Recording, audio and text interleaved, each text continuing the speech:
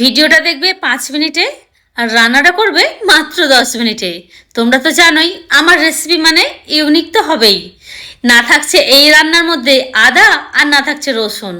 আদা রসুনের ঝামেলাও থাকছে না রেডি করার। তাহলে রান্নাটা ঝটপট দেখে নাও। প্রথমেই নিয়ে নাও কড়ার মধ্যে সর্ষের তেল, একটু সর্ষের তেল বেশি দিচ্ছি।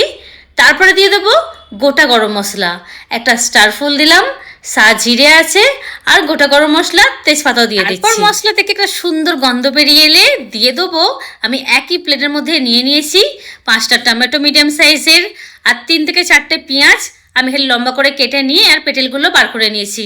দিয়েছি 12 থেকে 13 পিসের মতো কাঁচা লঙ্কা। অবশ্যই তোমাদের ঝালটা কতটা খাবে সেই অনুযায়ী কাঁচা লঙ্কার পরিমাণটা কম বেশি করে নিতে হবে। আর দিয়েছি 500 থেকে 600 গ্রাম মাটন আছে।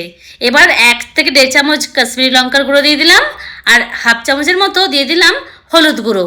এবার সব কিছু খুব ভালো করে ভাজতে হবে। এখানে যতটা পরিমাণে ভাজা হবে সেই অনুযায়ী কিন্তু স্বাদের পরিমাণটাও কম বেশি হয়ে যাবে।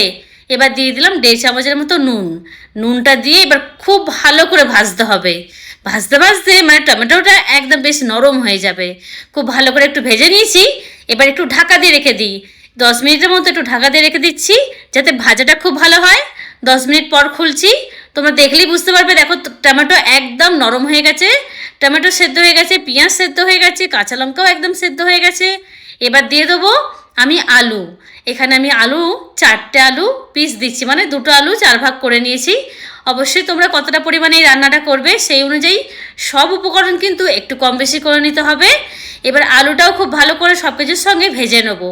রান্নাটা যত বেশি ভালো ভাজা হবে স্বাদ কিন্তু তত বেশি কিন্তু এই রান্নায় বাড়বে। খুব ভালো করে ভেজে নিয়েছি 10 মিনিটের মতো। এবার একটা কুকার আমি বসিয়ে দিচ্ছি। কুকারের মধ্যে এবার বাকি রান্নাটা শেষ করব। কুকারের মধ্যে নিয়ে নিলাম আমি এখানে মাটন আলু যেটা কষে নিয়েছি, আমি কুকারের মধ্যে নিয়ে নিচ্ছি। তবে তোমরা যদি মনে করো যে কুকারে না পুরো রান্নাটা এই কড়ার মধ্যেই করব, তাহলে খুব আস্তে আস্তে ঢাকা দিয়ে দিয়ে ভালো করে কষে একটু একটু গরম জল দিয়ে কিন্তু তোমরা রান্নাটা একদম তোমরা কড়ার মধ্যেই শেষ করতে পারো। এবার আমি কুকারে দিয়ে দিলাম, একটুখানি কড়া ধোয়া জল দিচ্ছি। তারপরে কয়েকটা কাঁচা লঙ্কা ছেঁড়া উপর থেকে দিয়ে দিলাম। যেহেতু ওই কাঁচা লঙ্কাগুলো গোটা আছে তাহলেও সেদ্ধ হওয়ার পর কিন্তু একদম গলে যাবে। ব্যাস কুকারে দেওয়ার পর আমি 3 থেকে 4টে সিটি দিয়ে দিয়েছি। অবশ্যই তোমাদের কুকারে কতটা সিটি দিলে মাংস সেদ্ধ হয় সেই অনুযায়ী দিয়ে দিতে হবে। সব কিছু খুব ভালো সেদ্ধ হয়ে গেছে। না বাড়ার রেখে একটুখানি ধনেপাতা কুচি দিয়ে দিলাম।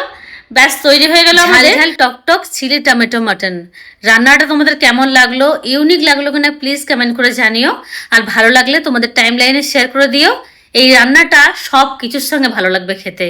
মাটনের এমন একটা রেসিপি তোমরা এর আগে দেখেছো কিনা প্লিজ কমেন্ট করে জানিও।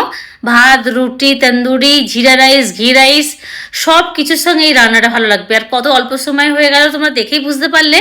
তোমাদের হাতে যখন অল্প সময় থাকবে বা খুব চটজলদি তোমাদের স্পেশাল কিছু একটা করতে হবে, সেদিনকে রান্নাটা করো, প্রশংসা পাবেই পাবে। আর ফেসবুক থেকে দেখলে রুমাস কিচেন অ্যান্ড ব্লগকে প্লিজ ফলো করো। ইউটিউব থেকে দেখলে রুমাস কিচেনকে প্লিজ সাবস্ক্রাইব করো। আর তোমরা কিন্তু ইউটিউব থেকে আমার ভিডিও শেয়ার করো না, প্লিজ শেয়ার করে যারা ইউটিউব থেকে আমার ভিডিও দেখে। আর ভালো লাগলে প্লিজ প্লিজ এই রেসিপিটা তোমরা তৈরি করে আমাকে জানিও। পারলে তোমরা একটু কমেন্ট বক্সে এসে ফটো দিও যেও যে কেমন লেগেছে তোমাদের খেয়ে। আশা করছি এই রেসিপিটা তোমাদের ভালো লাগবে। ইউনিক লেগেছে কিনা সেটাও কমেন্ট করে জানিও। দেখো ক্লোজ করে দেখাচ্ছি, দারুণ খেতে হয়েছিল। আর শুধু কি খেতে, দেখতে কেমন হয়েছে বলো তো? তোমরা কিন্তু জানিও দেখতে কেমন হয়েছে। লোভনীয় দেখতে লাগছে না? কালারটা জাস্ট দারুণ হয়েছে। টকটক ঝাল ঝাল গ্রেভিটা যা খেতে হয়েছিল না, যারা ঝাল খেতে টক খেতে পছন্দ করে তাদের জন্য কিন্তু একদম আইডিয়াল একটা রেসিপি। আর তোমরা যদি আমার ব্লগ দেখতে চাও তাহলে তোমাদেরকে আসতে হবে রুমাস কিচেন অ্যান্ড ব্লগে ফেসবুকে। ইউটিউবে আমি মাত্র রেসিপি তোমাদের সঙ্গে শেয়ার করি। ব্লগ দেখতে গেলে তাহলে কিন্তু ফেসবুকে আসতে হবে। দেখা হবে আবার। ধন্যবাদ।